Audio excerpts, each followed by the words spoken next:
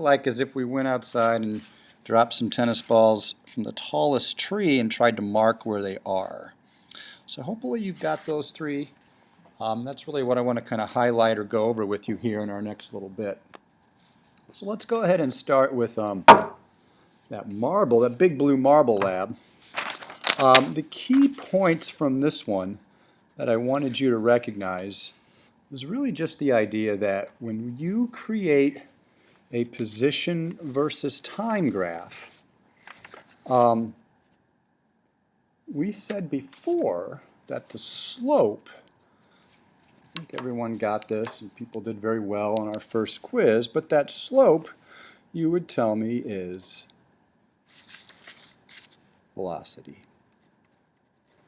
So the slope of your position versus time graph, you would say, is indeed the velocity.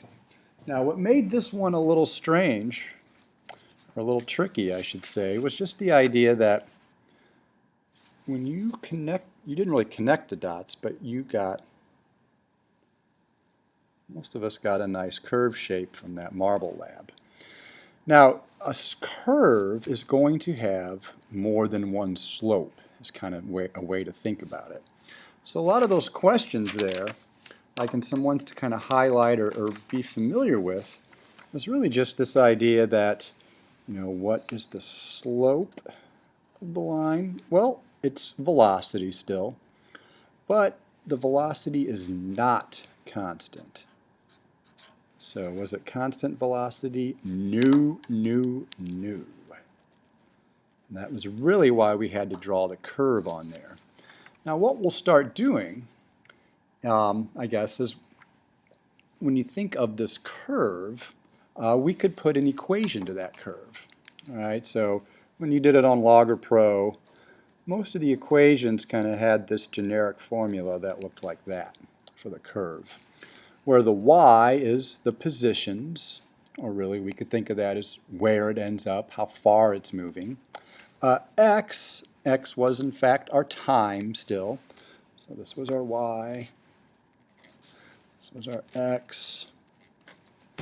And then this constant that it gave us just really depended upon the incline, or how steep your ramp was, and that could change that value of a.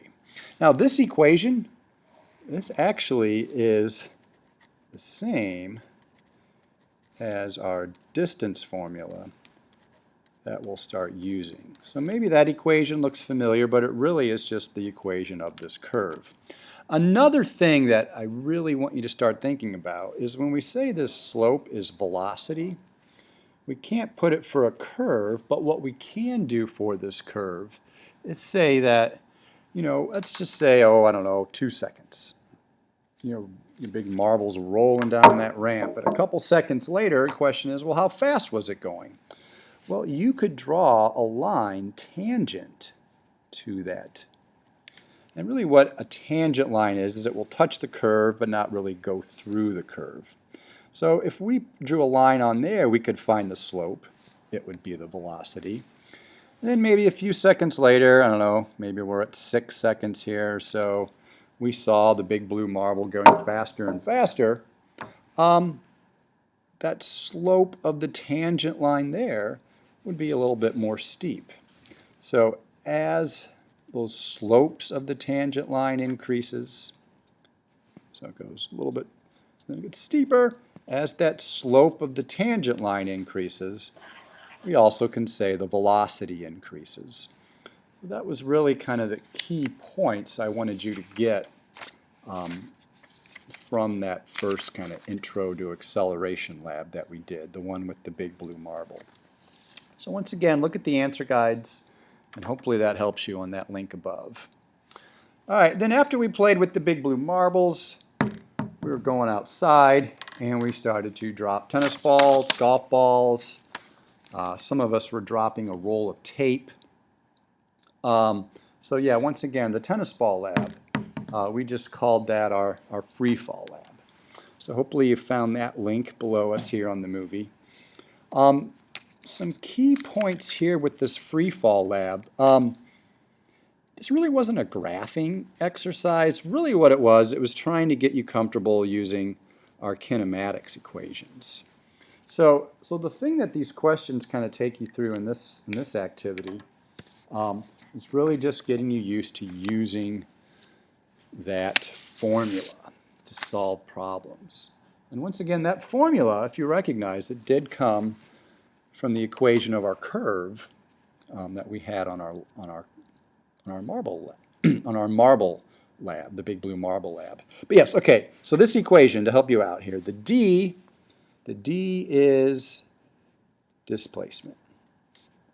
Now, a lot of times, if the thing only travels in one direction, the displacement and the distance mean the same thing.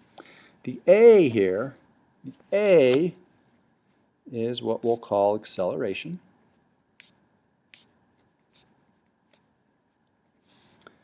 The t will be our time.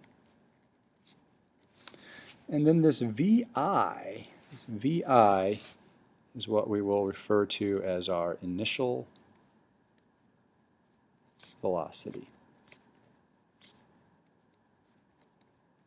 So try to get familiar with that. We will be using that equation quite a bit. But really what the tennis ball lab was all about was saying, okay, if we go outside, we time how long it takes this ball to fall, can we figure out how far it fell? Can we figure out that displacement? Well, yeah, I would say definitely you can, and the way my brain works, or kind of the way I think of that, is that's just plug and chug. So once again, if you know the time, you can plug that in. Oh, when we're standing up there, and you're up there with your little friends, dropping the ball, for this, we said that your initial velocity was 0. Which is nice, because then this whole term just disappears, gone. That makes the equation easier. The only thing left to plug in is A. And for now, I'm kind of asking you to accept the idea that when things are in free fall, the acceleration due to gravity, we can say it's 10 meters per second every second. Now that's a weird statement. It's really our definition of acceleration. But if you think of our definition of acceleration, it is our change in velocity. The little triangle, the little delta means change. Change in velocity divided by time. That is why the measurement is a velocity, meters per second. So your numerator is a velocity. And our denominator is just t, just time, and that's units of seconds. So that's where this comes from. Now, we'll do a lot of experiments throughout the year trying to see how accurate this 10 really is. But right now, like I said, for what we're doing, we dropped the tennis ball.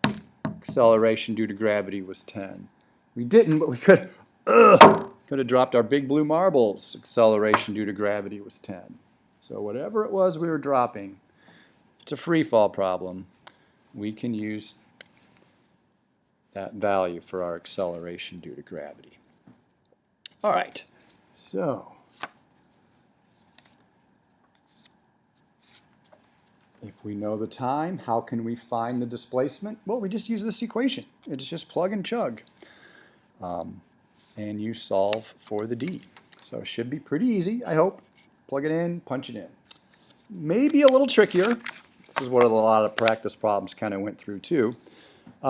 If you know the distance, or really if you know the displacement, how can you find the time? Well, to be honest, same. Use this equation. We'll use this equation. What's different is you'd plug in d and solve for t. But really, same equation. So no matter what we're trying to do, either way, we can use our distance formula. So this one here, you just solve for d. This one here, you would solve for t using this equation. And once again, that equation, I know it's kind of weird now, but that equation is really just the equation for the curve going back to our Big Blue Marble lab. So when you made your graph here, when you made that position versus time graph with that, you came up with that equation. We're just kind of writing it in a little different form, maybe an easier way to kind of use for our story problems. But yes. Okay. Now, then there is a third type of free fall problem that we looked at. Third type. And so that one is a little trickier, but let's think here. If we know distance, how can we figure out how fast it's going? So this is really what, not only did we figure out how tall the bleachers were, but we were also able to figure out how fast that ball was going right before it hit the ground. So if we know distance, how can we find the final velocity? Well, there's really two steps on that. The first step would just be solve for t. Really just like we did here. Solve for t. Solve for t. You know distance, solve for t. So you can do that. And how do we do that? That's our distance formula. Right, so we can solve for t using that equation. Now, once you know the time, you really can very easily figure out how fast it's going. Figure out that final velocity. So this one, yeah, two steps. First step, find time. Then the second step would be to find VF. And how do we find VF? Use our definition of acceleration. You know that's 10. You know our initial velocity to be 0. You know time. So really you know all of these and you're just solving for VF. So here, let's do that. Let's do that. And I think this one is taking you over to the pool, over to Clayton Shaw Park. I think they have a big diving tower over there. So, okay, let's look at, so where are we here? I'm looking at this free fall lab, and there was some homework or some practice problems mixed into the end of that. So let's take a look at that one. In fact, I'm looking at the back side here. I'm really just looking at number 5.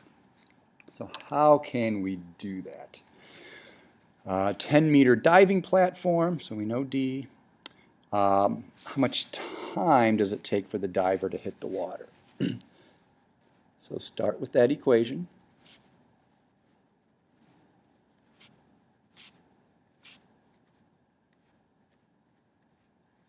All right, substitute in the distance, or the displacement of 10.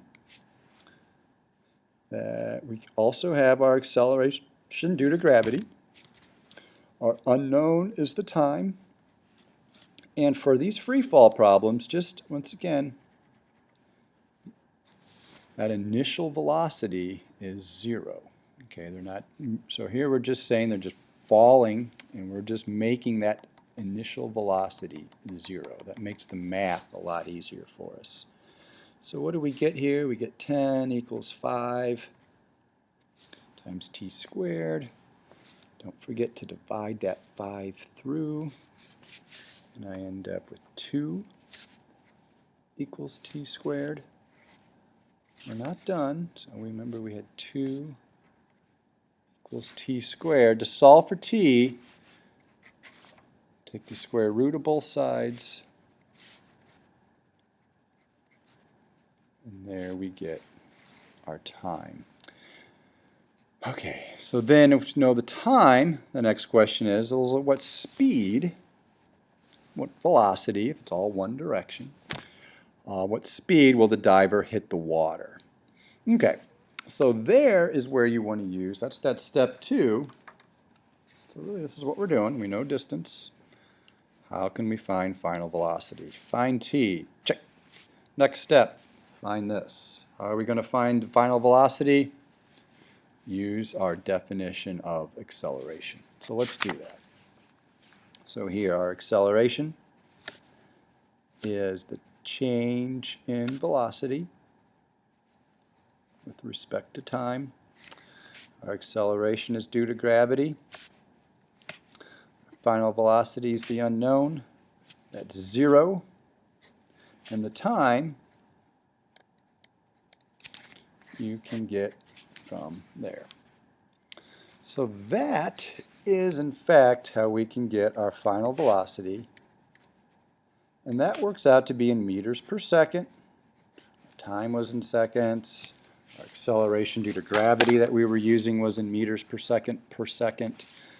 Now, is that the answer I'm looking for? This is meters per second. Question says miles per hour. So we got a little bit more work to do. This may help. So let's think here. So we got this number of, what do we got? We got this number 14.1. So if I take that, what is 14.1 times 1? Okay. Let's take this.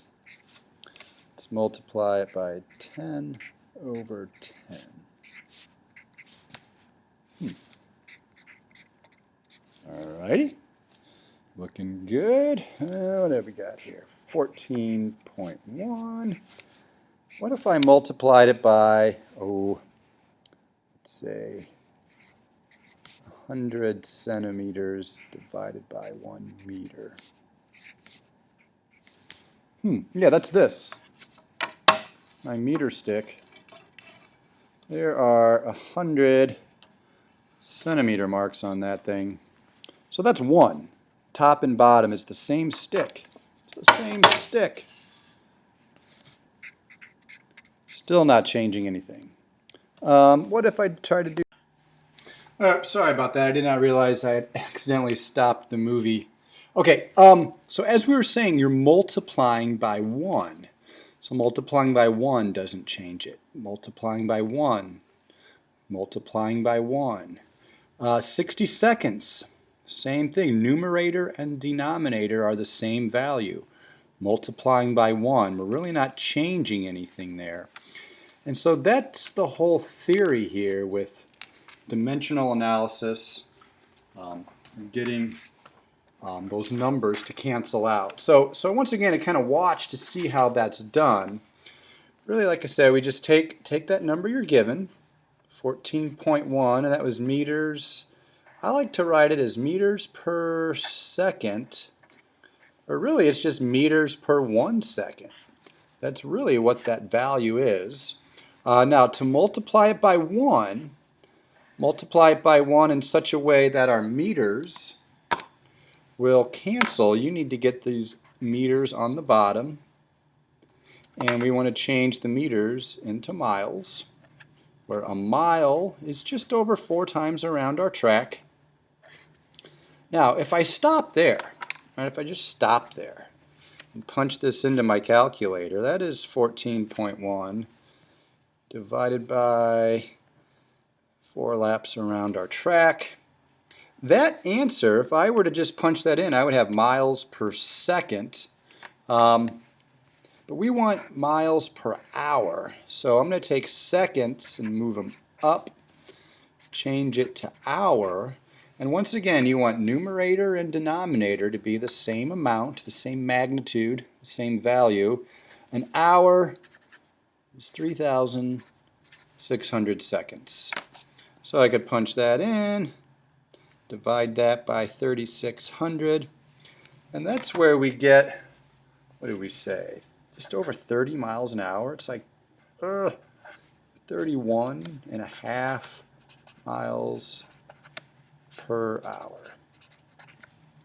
And that's where our seconds also cancel out. Yeah, so yeah, you go up to that pool. It's like an Olympic-sized diving platform. But yeah, I've seen people fall off of those, not have their balance, and break a bone. I mean, 30 miles an hour, that's going to hurt. I've seen seen people break their eardrums when they hit the water. So yeah, it can be dangerous falling off that platform there. 30 miles an hour when you smack the water. That will hurt. So hopefully that problem made sense to you. Because really what you're doing there, and I think it's kind of the hardest, or at least right now, maybe the most challenging use of our kinematics equations, but it is the idea of, if we know how far you're falling from, how fast are you going when you hit the ground? Remember, there's 2 steps. Find t. That will be using this. You can solve for t, solve for time. Once you find the time, then you find that final velocity. So finding the final velocity, you'd use our definition of acceleration to do that, to solve for that VF. Now there are similar type of those practice problems, and those are in, hopefully this one looks familiar to you.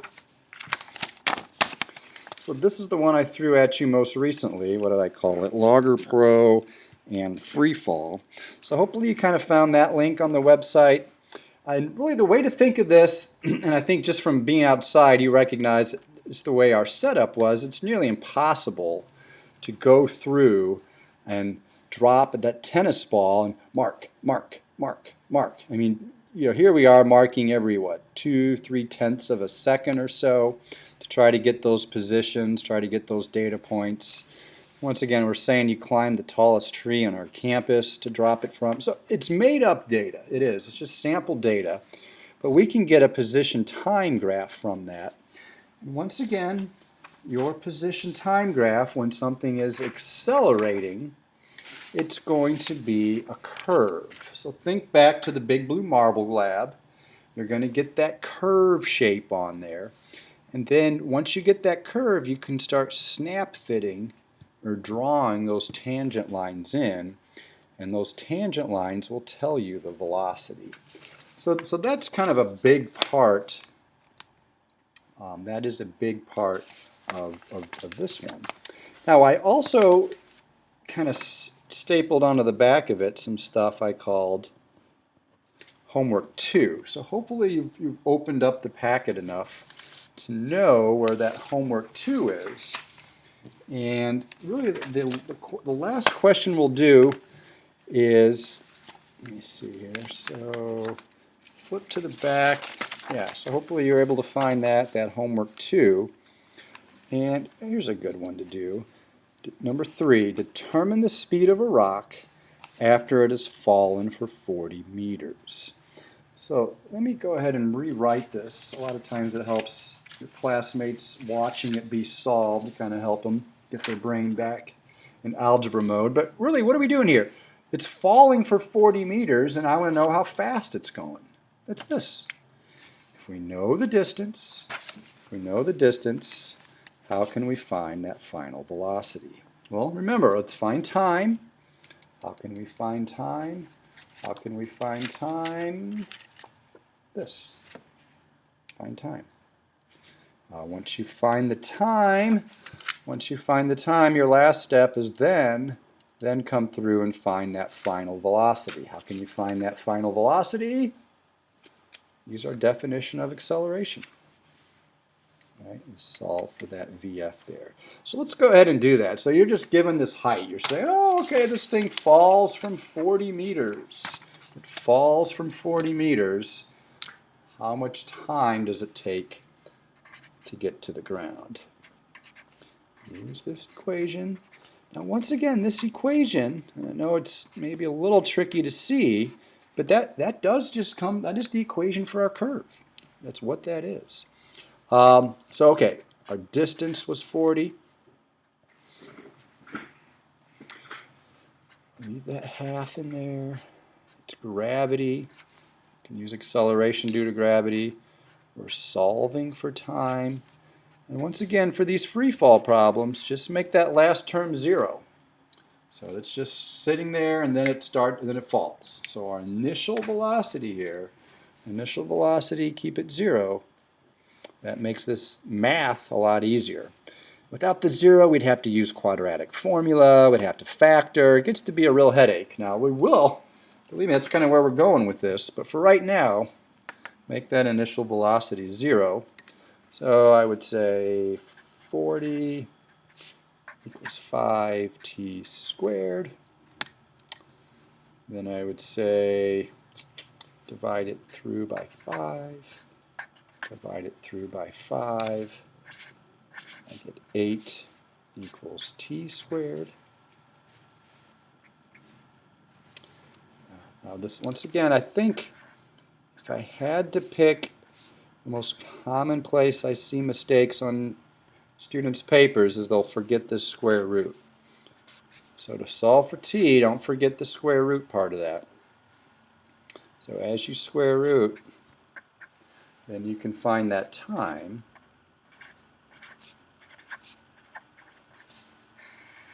So it's just under 3 seconds or so to fall. And that's a long time. Falling for 3 seconds, or 2.83 seconds, is quite a fall. 40 meters, that's taller than our school building. Well, it's twice the height. I don't know, 5, 6 stories up in the air. So you fall out of a 5, 6, I don't know, 7-story building, depending how they count the floors, that's gonna be ouchy. So that was just the first step. Find t. We did that. Second step, find our final velocity. How do we do that?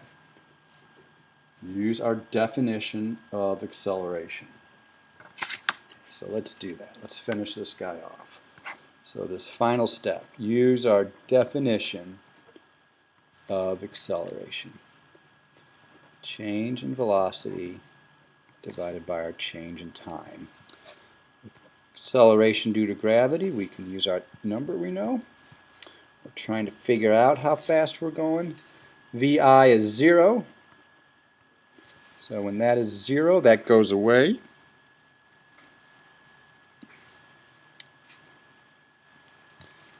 And we know our time, 2.83. So it's pretty easy. When you write it like that, everyone sees, oh, okay, yeah, that's really easy. Multiply it through on both sides. Our final velocity is 28.3 meters per second. So hopefully, kind of my goal with this is if you know the distance,